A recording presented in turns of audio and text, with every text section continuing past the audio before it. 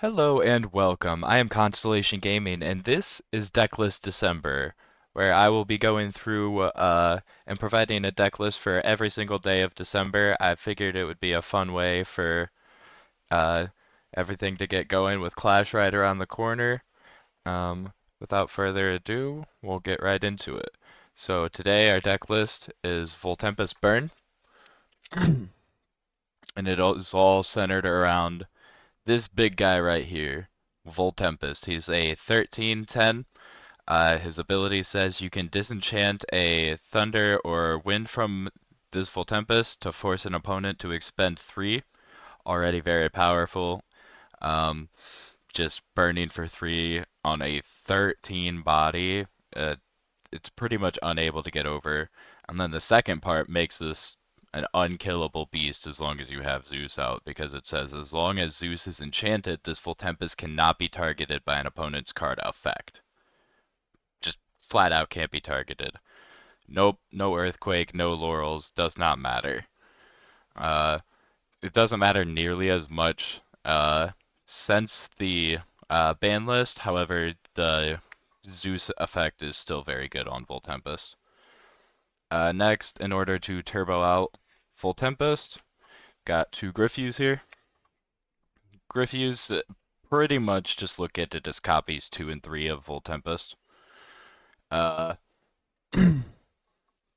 yeah, that's pretty much what it is. It's just copies 2 and 3 of Full Tempest. You can Nexus Water or Thunder from a Divine Rune. Whenever you do, you can Special Ascend. So yeah, just an easy way to turbo out into Full Tempest. Then we have the literal best card in the game, Astrabbit. Astrabbit, I've said it before, say it again, should have been the card that should have been banned. It Spark It was not nearly as much of an issue as Astrabbit is. It never has been. Uh, but that's a talk for a different day. Just the ability to look 3 or look at the top 3, pick whichever one you want is just phenomenal. 5 defense, fantastic. Elichick, this is just a quick way to search out your Zeus. Uh, and also we're playing uh, a single copy of Aeolus in here. We'll get to that later, but it's just easy way to search out your Divine Runes. Pretty much everybody plays Rabbit and Chick in their decks. It's just, if you look at the conversion rates, it's almost everybody plays these 6 cards. There's barely any decks that make it into Top Cut without them. Uh, Next, not a burn strategy without more burn. Can't just have a burn strategy with 1 burn card. So, rounding out our Thunder Illustrals, we have the Toxion here. Toxion, whenever he receives a spirit or a Thunder Spirit, you can force your opponent to burn for 1. Just really good. Automatically going to for 1 spirit regardless. Because if they want to take care of it, they have to use the second spirit. So, always good. Uh, Now we are going to the wind portion of the deck. We have 3 copies of Toxiswarm. Just Toxion, but wind. Literally the same exact thing. 1 defense line doesn't really make a difference on anything attacking over it. Then we have 2 copies of Sorlet. Sorlet is just a really good beater. Can search it out with the Aeolus that we had mentioned previously, even though I haven't shown it yet. Yeah, Sorlet's just a really good beater. Its ability is nothing to be slept on either. The fact that you can expend a wind in order to change an Illustral's position can be really strong, especially since a lot of these Illustrals below here have 4 attack. So yeah. Then last burn card, or last Illustral, and it's another burn card, is Exaltair.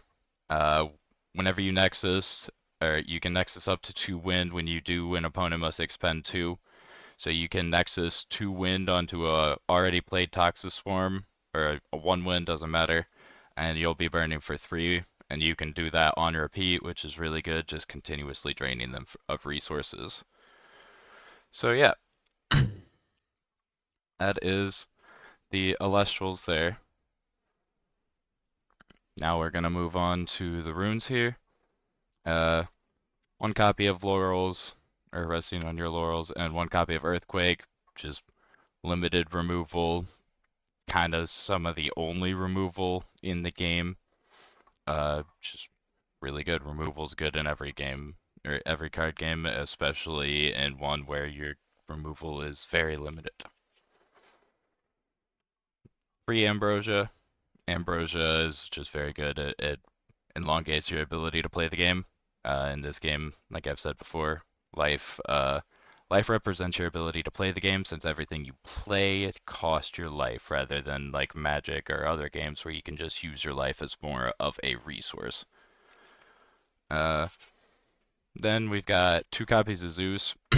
Zeus pairs not only really well with voltempest because of the immunity aspect of it. Zeus is also just a really good card in itself, which you can search with Elichic. Just you can disenchant one thunder from it and give a creature or a Lestral, my bad, -3/-3 until the end phase. Really good. Better than Demeter because everybody can attack over it rather than just a single Alestral. Uh, yeah. Then we've got Aeolus with just a single copy. Only run in a single copy because that's really all we need. Um, with having 3 chick, we can pretty much have 4 copies of Aeolus if we really want it. If we're that down for it, we can just use Elichic to search an Aeolus to search other Elestrals that are needed.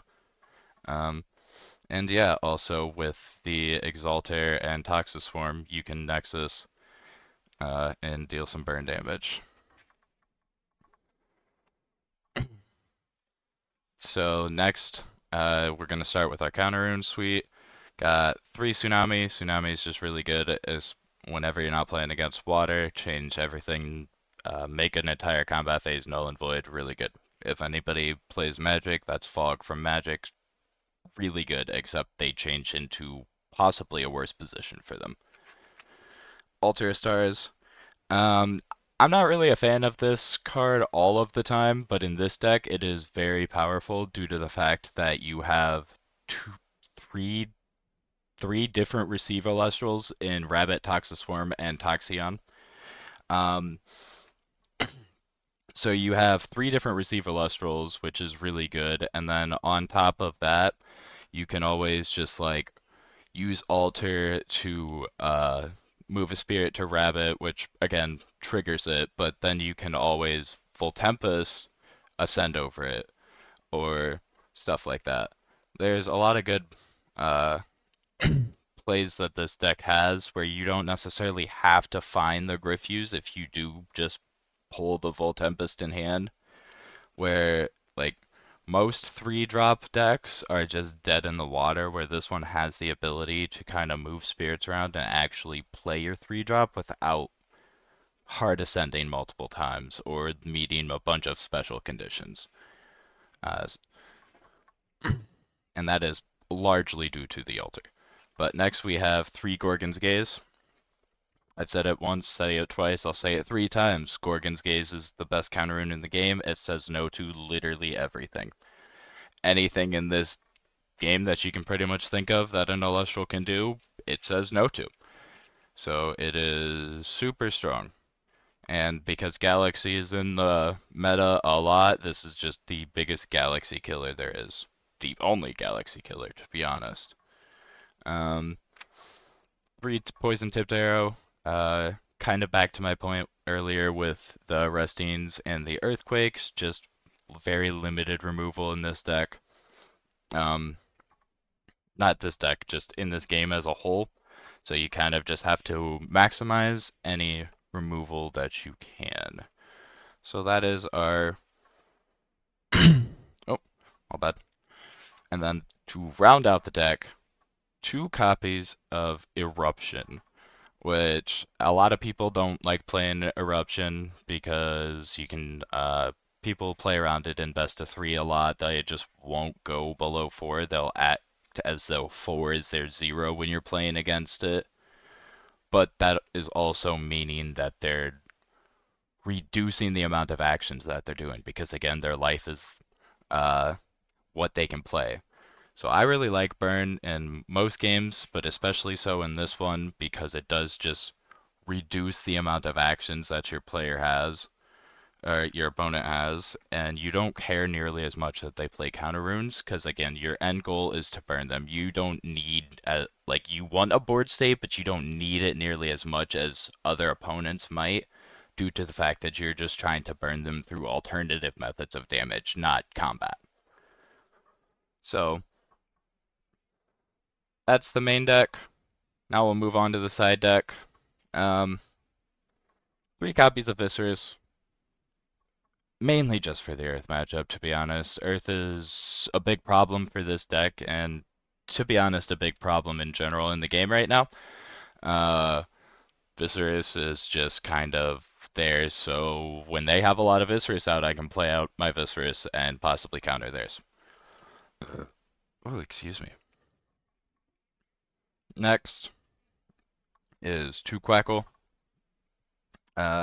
We have this, and then this next card, Nemisail, so we can kind of swap into more of like a heal stall thing to where if we feel as though we're lacking just those last few points of damage, Quackle and Nemisail might possibly be able to just restore enough spirits to where we can end up burning them for the last few. Because again, we just have to play stuff most of the time in order to do so.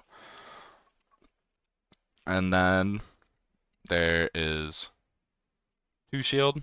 Shield is just you really sometimes you want to be able to protect your guys for just a single turn. If they have a very aggressive deck, siding in 2 Shield to be able to bounce a guy back to hand so you can stall a turn to get your voltempest out can be very crucial. Um, yeah. So then we have 2 Cryoblast in the side, just in case I need more removal, because like I said, removal is limited in this game.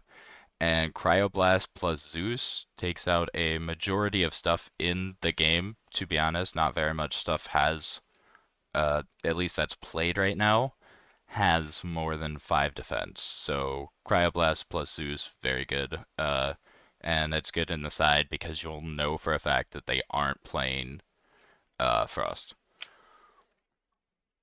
2 Boombat. Boombat, again, just back on the whole limited removal. It's kind of the like worst best option we've got. Like it's removal, and that's kind of what you can say about it.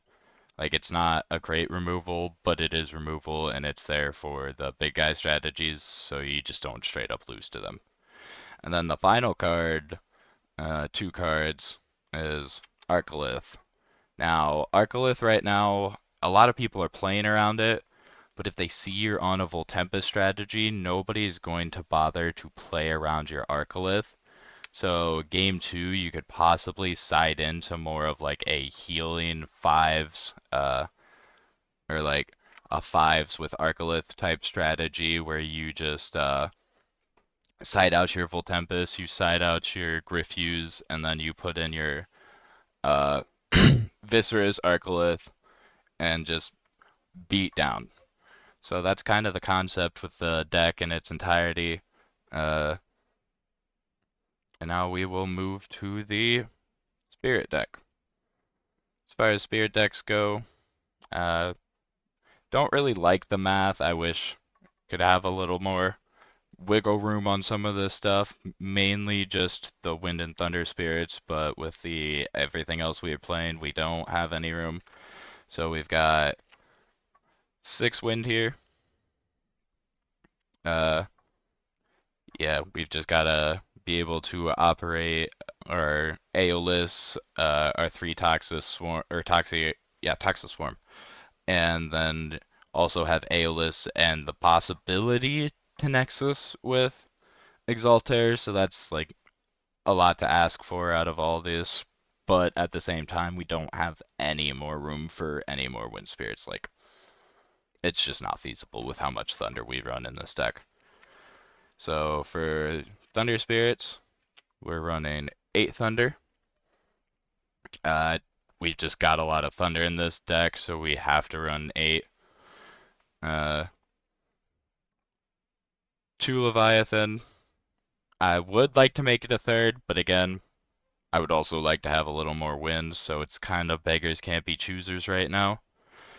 And then 2 Earth for the Earthquake and possible side decked Viscerus, and then the 2 Vipyro.